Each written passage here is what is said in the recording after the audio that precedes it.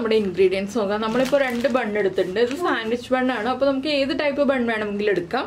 കൂടുതൽ taste sandwich ബണ്ണിൽ ഉണ്ടാക്കുമ്പോഴായിരിക്കും. എന്താണെന്ന് വെച്ചാൽ നമുക്ക് സാധാരണ ബണ്ണിൽ ഒരു മുട്ട മുഴുവനായിട്ട് ഫില്ല് ചെയ്യേണ്ടി വരും. ഇതാകുമ്പോൾ ഹാഫ് മുട്ട മതി. പിന്നെ നമ്മൾ 2 മുട്ട വേവിച്ചെടുത്തിട്ടുണ്ട്. 3 സവോള എടുത്തിട്ടുണ്ട്. ഒരുപാട് വലിയ സവോളയല്ല, മീഡിയം വലിപ്പമുള്ള സവോള. അതിലേക്ക് ആയിട്ട് 2 പച്ചമുളക്, 1 പീസ് ഇഞ്ചി, 1 തണ്ട് കറിവേപ്പില, പിന്നെ 1 തക്കാളിയുടെ പകുതിയും കൂടി വേണം. 1 തക്കാളി മുഴുവനായിട്ട് ചേർത്തിട്ടുണ്ടെങ്കിൽ പുളി കൂടുതലായിരിക്കും. അതുകൊണ്ട് 1 തക്കാളിയുടെ പകുതി മതി. അപ്പോൾ ആദ്യം നമുക്ക് ഈ സവോള ഒന്ന് നീളത്തിൽ കനം കുറച്ച് കട്ട് ചെയ്തിട്ട് വഴറ്റിയെടുക്കണം. ബാക്കിയുള്ള കാര്യങ്ങളെല്ലാം കട്ട് ചെയ്ത് വഴറ്റിയെടുക്കണം. അതിന് ശേഷമാണ് നമ്മളിത് ഫില്ല് ചെയ്യുന്നത്. വളരെ എളുപ്പമുള്ള റെസിപ്പിയാണ്. അപ്പോൾ നിങ്ങളുടെ കയ്യിൽ ബ്രെഡാണ് ഉള്ളതെങ്കിൽ ബ്രെഡിൽ ചെയ്യാം, ഇല്ലെങ്കിൽ ബണ്ണാണ് ഉള്ളതെങ്കിൽ ബണ്ണിൽ ചെയ്യാം. അപ്പോൾ ഞാനിപ്പോൾ ബണ്ണിലാണ് ചെയ്യുന്നത്. ബ്രെഡിൽ ചെയ്താലും സെയിം ഇതുപോലെ തന്നെ ചെയ്യാം. പിന്നെ നിങ്ങളുടെ കയ്യിൽ ചെറി ഉണ്ടെങ്കിൽ ചെറിയും ഒരു ടൂത്ത് പിക്കൊക്കെ ഉണ്ടെങ്കിൽ നമുക്ക് കൂടുതൽ ഭംഗിയായിട്ട് ഗാർണിഷ് ചെയ്യാം. അത് ഓപ്ഷണലാണ്, നമുക്ക് വേണമെന്നുണ്ടെങ്കിൽ മതി. അപ്പോൾ എന്തായാലും നമുക്കിത് കട്ട് ചെയ്തെടുക്കാം. അപ്പോൾ നമ്മുടെ സവോള നമ്മൾ തിന്നായിട്ട് സ്ലൈസ് ചെയ്തെടുത്തിട്ടുണ്ട്.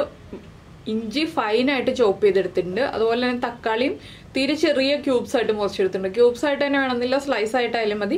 ഏറ്റവും ചെറുതായിട്ട് എടുക്കുക. എന്താണെന്ന് വെച്ചാൽ തക്കാളിയൊക്കെ നന്നായിട്ട് മിക്സ് ആയി വരാനുള്ളതാണ്. അപ്പോൾ നമുക്കിനി ഒരു പാൻ ചൂടാക്കാൻ എടുക്കാം. ഇപ്പോൾ നമ്മുടെ പാൻ ചൂടായി വന്നിട്ടുണ്ട്. നമുക്കിതിലേക്ക് സൺഫ്ലവർ ഓയിലോ വെളിച്ചെണ്ണയോ ഏതാണെന്ന് വെച്ചാൽ ചേർക്കാം കേട്ടോ. ഇന്ന ഓയിലൊന്നൊന്നുമില്ല, ഏത് ഓയിൽ വേണമെങ്കിലും ചെയ്യാം. ഇതിലേക്ക് ഒരു 2 ടേബിൾ സ്പൂൺ വെളിച്ചെണ്ണ ചേർക്കുന്നുണ്ട് ഞാൻ. കുറേ വെളിച്ചെണ്ണ ചേർത്തിട്ടുണ്ടെങ്കിൽ നമ്മുടെ മസാലയിൽ ഓയിൽ കൂടുതലായിരിക്കും. അതുകൊണ്ട് കുറേ വെളിച്ചെണ്ണ ചേർക്കേണ്ട, കുറച്ച് മതി. ഒരുപാട് എണ്ണയിൽ വഴറ്റിയെടുക്കേണ്ട ആവശ്യമില്ല. ഇതിലേക്ക് നമ്മൾ കട്ട് ചെയ്ത് വെച്ചിരിക്കുന്ന പച്ചമുളക്, ഇഞ്ചി, സവോള ഇത്രയും ചേർക്കാം. ഇഞ്ചി ഇല്ലാന്നുണ്ടെങ്കിൽ ജിഞ്ചർ ഗാർലിക് പേസ്റ്റ് ആഡ് ചെയ്യാം. ഇനി ഇതിലേക്ക് കുറച്ച് ഉപ്പ് ചേർക്കാം നമുക്ക്. അതുപോലെ തന്നെ കറിവേപ്പിലയും ചെറുതായിട്ടൊന്ന് കട്ട് ചെയ്ത് ചേർക്കാം.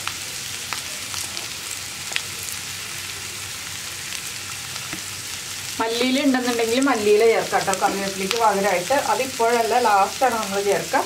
ഇപ്പോൾ നമ്മൾ സവോളയ്ക്ക് ആവശ്യമായിട്ടുള്ള ഉപ്പ് ചേർക്കാം. ഇനി ഇതൊന്ന് നന്നായിട്ട് വഴറ്റിയെടുക്കുക. നല്ല സോഫ്റ്റായി സവോളയൊക്കെ ഒന്ന് ലൈറ്റായിട്ട് ബ്രൗൺ ആയി വരുന്നത് വരെ വഴറ്റിയെടുക്കണം.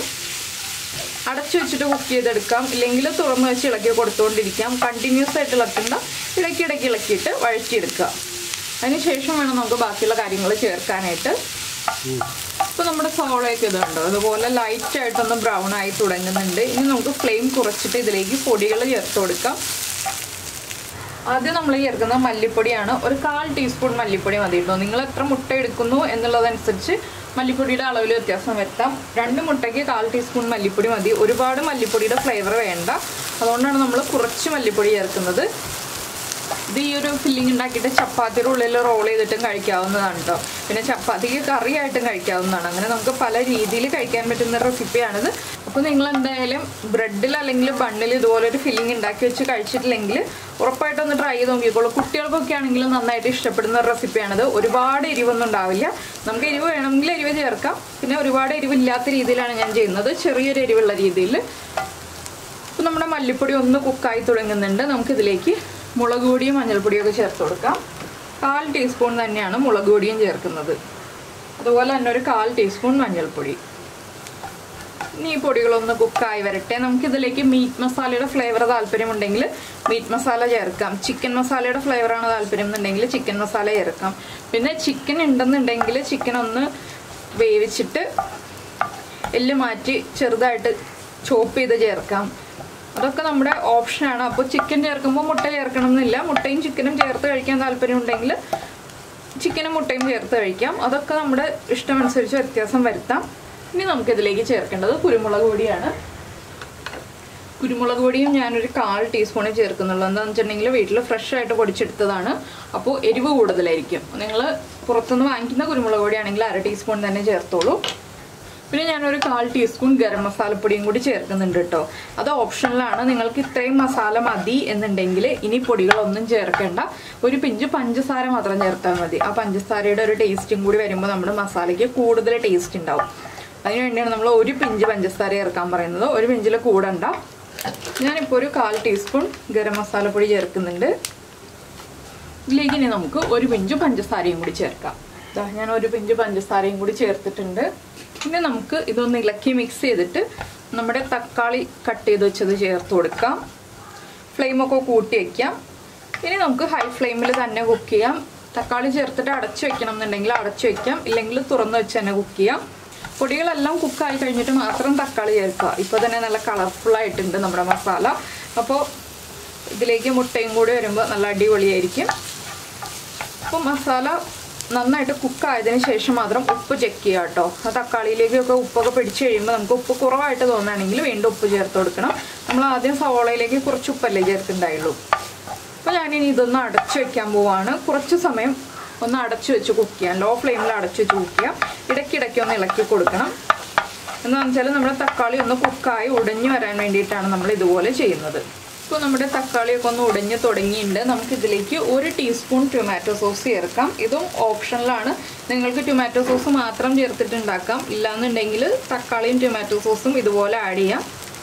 ഈ ടൊമാറ്റോ സോസും കൂടി ചേർത്ത് ഒന്ന് ഇളക്കി മിക്സ് ചെയ്തിട്ട് നമുക്ക് ഉപ്പൊക്കെ ചെക്ക് ചെയ്യാം. ഉപ്പ് കുറവാണെങ്കിൽ ഉപ്പ് ആഡ് ചെയ്ത് കൊടുക്കാം. എരിവ് കുറവാണെന്നുണ്ടെങ്കിൽ ഇനി കുരുമുളക് പൊടിയേ ചേർക്കാൻ പാടുള്ളൂ. അപ്പോൾ നമ്മുടെ മസാല റെഡിയായി. ഇനി നമുക്ക് ബാക്കിയുള്ള കാര്യങ്ങൾ റെഡിയാക്കി എടുക്കാം. മുട്ടയൊക്കെ ഒന്ന് 2ആയിട്ട് കട്ട് ചെയ്യാം. അപ്പോൾ ഞാൻ ഉപ്പൊക്കെ ചെക്ക് ചെയ്ത് ഉപ്പ് കറക്റ്റ് ചെയ്ത് വെക്കട്ടെ. അതിനുശേഷം നമുക്ക് ഫില്ല് ചെയ്യാം. അപ്പോൾ നമ്മുടെ മസാല എല്ലാം ഒന്ന് ചൂട് കുറഞ്ഞു വന്നിട്ടുണ്ട്. നമ്മൾ നമ്മുടെ ബണ്ണെടുത്തു ഇതുപോലെ ഒന്ന് കട്ട് ചെയ്തെടുത്തിട്ടുണ്ട്. ഇതുണ്ടോ, ഒരെണ്ണം ഫുള്ളായിട്ട് കട്ട് ചെയ്തെടുത്തു, ഒരെണ്ണം 2ആയിട്ട് കട്ട് ചെയ്തിട്ട് ഇതുപോലെ ചെറുതായിട്ടൊരു കട്ടിങ് കൊടുത്തിട്ടുണ്ട്. ഇനി നമുക്കിതിൽ ഫില്ലിങ് വയ്ക്കാം.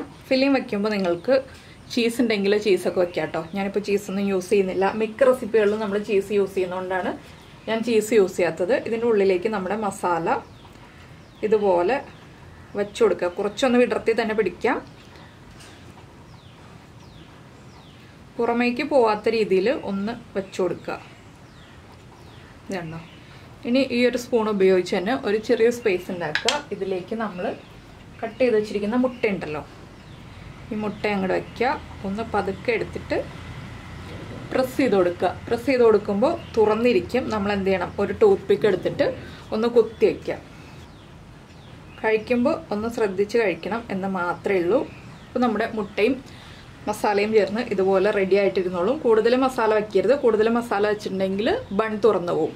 ഇതുപോലെ തന്നെ ബാക്കിയുള്ളതും ഫില്ല് ചെയ്യാം. നമുക്ക് ഈ ഒരു ബണ്ണിൻ്റെ ഉള്ളിൽ മാത്രം 2 മുട്ട വെച്ച് കൊടുക്കാം. ഞാൻ ഇതുപോലെ ഒന്ന് തുറന്നിട്ടുണ്ട്. നമ്മുടെ മസാല ആദ്യം വയ്ക്കാം.